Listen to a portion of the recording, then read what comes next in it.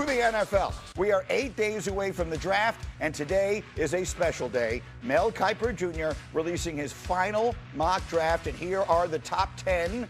And I will draw your attention down near the bottom of your screen to where it tells you that he does have Ty Simpson of Alabama being selected by the Cardinals, who trade up to number 30 to get him. Jeremiah Love picked 4th by the Titans, and Sonny Styles going 6th to the Cowboys in a huge trade up.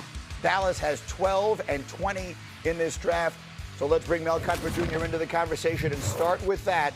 Mel, you have the Cowboys moving up from 12 and 20 to 6 to take Sonny Styles. Give us the thinking.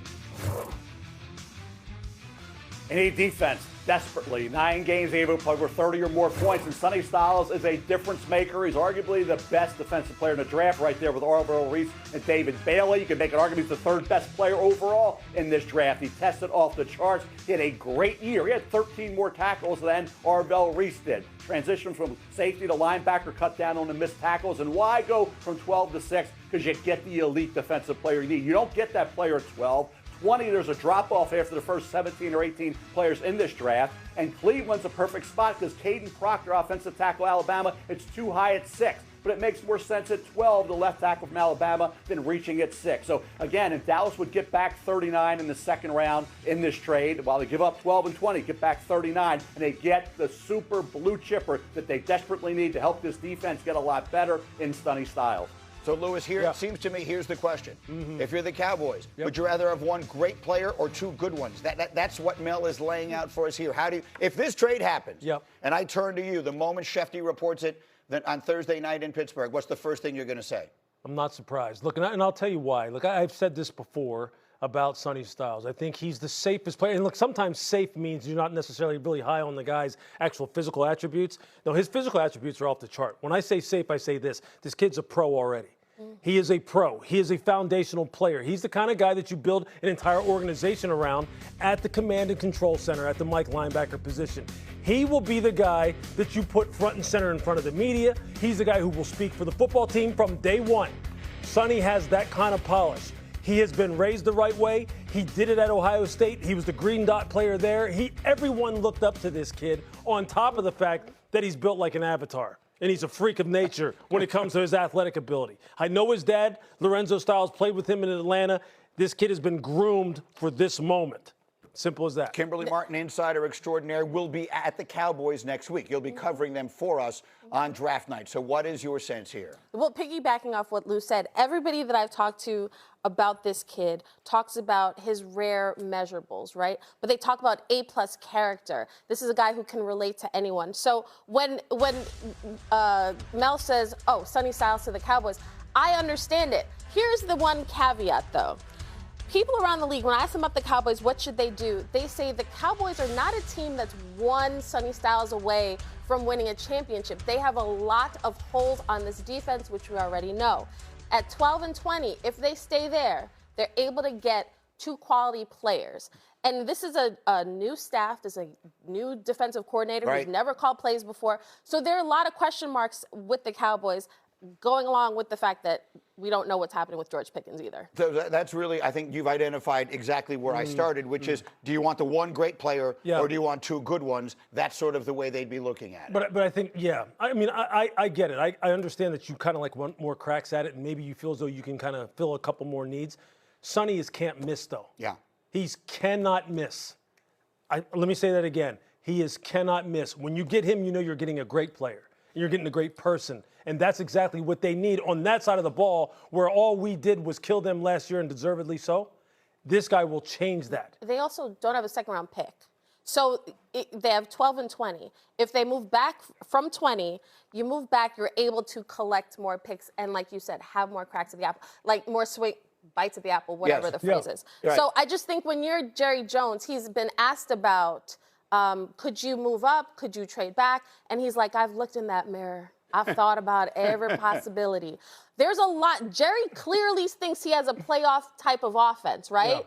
Yeah. It's that defense. Everybody expects them to go defense with their first 2 picks, but where will they be? So, Mel, I love it. I mean, if it happens, I'll be the happiest man in Pittsburgh on that night because, as you know, I'm in the interesting business. Now, I want to draw everyone's attention, if we can put his top 10 back up there again, to 4 and 5 because they tie together. At 4, Mel, you have Jeremiah Love going that early. That's really the big question. For those of you who've not been following the process, the first 3 picks, we think we have a very good sense of what's going to happen. Mendoza will clearly be 1. David Bailey and Arvell Reese are overwhelmingly expected to go 2 and 3 in either order. And then the mystery begins. So, Mel, you have Jeremiah Love going off the board at 4 to Tennessee. And then the Giants taking the safety Caleb Downs out of Ohio State. Take us through the thinking on those 2 picks. Well, first of all, I can't believe that if you're at 4 and you're Tennessee with Cam Ward, you're going to go away from Jeremiah Love because he's not just a running back. He can be, and Lewis has talked about his great receiving ability, slot wide. He can do so many things as a fear factor player with Cam Ward, who's emerging as a franchise quarterback. Who better than Jeremiah Love to help Cam Ward get to that elite status, which he showed mid to late in the season he can be this year coming up. So for me, Jeremiah Love just too good to pass up. Arguably the best player in this draft. And then Downs for Harbaugh. Harbaugh, Kyle Hamilton. Harbaugh, Caleb Downs. Yes, he's not the physical talent in terms of size that Kyle Hamilton is, but his football IQ, the way, the versatility, the culture change, the alpha that he will be. It was on that defense and then that locker room with this entire football team. Caleb Downs will bring that. So I get the safety position, all that. The safety, you're much more when you're versatile. You see what Kyle Hamilton dropped to 14. Was that the right move? No, it wasn't. It was a wrong move. He should have never gotten to 14. Should have been one of the first 2 or 3 players taken. So if Kyle Hamilton gets to 10 or 12, it would be ridiculous. Could it happen? Who knows? But for the Giants, because of John Harbaugh and Kyle Hamilton, I think we'll see a little bit of that in Caleb Downs. I love you, Mel. Everybody does. I love when you start. I can see your temperature going up. If you had that blood pressure cuff on, that thing would be going whoop, whoop, like this. But hey, you know what? Look, I'm with you. I'm with you about, putting safeties in a certain box and in a certain typecast, so to speak, saying, look, they shouldn't be valued this high positionally. I disagree. Because of the fact that the same way I disagree about off-ball linebackers, Mike linebackers, guys who are right down the middle in that command and control center. I just don't know if Caleb Downs, for me, having come from a background where we drafted a guy in the top 5, we drafted Sean Taylor in Washington, but Sean was a freak now. Sean was 6'3", 225 pounds, almost 230, and ran sub 4.5. You got to be like that. You got to be like Eric Berry. You got to be like Eric Turner from back in my day in the early 90s. Caleb's a good player. I just don't know if he's a great player that warrants being drafted that high. All right, so that's going to be. Go ahead. Yeah, I'll say one thing, Trini. One quick thing. Kyle Hamilton, why was he there at 14? Remember, they had their visits, and Kyle was there, and John Harbaugh said, "Why are you here? You're not going to be here when we draft. We're not going to get getting you." Why did he drop? Because he ran 4.59, 4.56. So this notion we do revisionist history that Kyle Hamilton was this freakish talent. He ran 4.59, 4.56, and he was coming off an injury. So that's why he dropped. It was for that reason, not about the safety position and devalued and all that. So, again, we want to look back at him and saying he was awesome. He was coming out. There were some questions about that speed. Safeties have come a long way since Lewis and the neck roll back in the day. Let me turn to Kimberly on the Jeremiah Love of it all. The people you talk to around the league, does 4 sound about right to you? Yeah, a lot of people have mentioned the Tennessee Titans. They make a lot of sense. I've seen him mock to the Giants as well. I spoke to a GM who said, listen, this kid, you talk about can't miss, right? This kid cannot miss. He is top 5 talent. And what do you do with top 5 talent? You draft them that high regardless of position. I think with the Giants of it all, I think it's really fascinating just because you have John Harbaugh, head coach, where do you look at his Ravens history and think like, okay, strong running game. He needs that. Cam Scadaboo's coming off that injury.